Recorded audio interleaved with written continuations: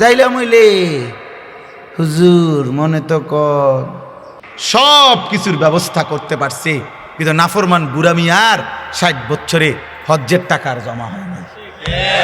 হজ আর কপালে জোটে নাই, মদিনা কপালে জোটে নাই, আল্লাহর ঘর গাবা জোটে নাই।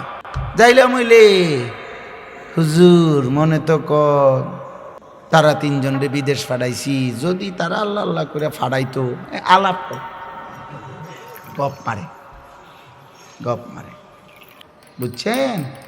খামখেয়ালি আর কি, খামখেয়ালি, খামখেয়ালি। হজ কি একটা খামখেয়ালি ইবাদত?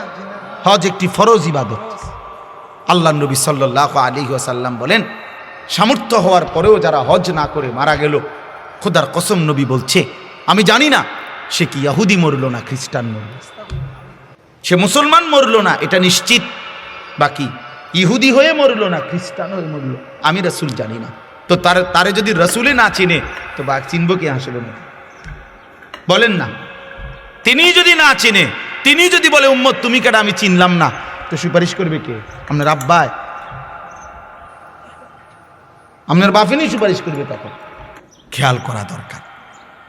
দিন আমার ইসলাম, কোরআন, এর মধ্যে আমাদের ইজ্জত। আমরা হাসলেও মরে যাব, কাঁদলেও মরে যাব। বন্ধু আমার সুখে থাকলেও মৃত্যু হয়, দুঃখে থাকলেও মৃত্যু হয়।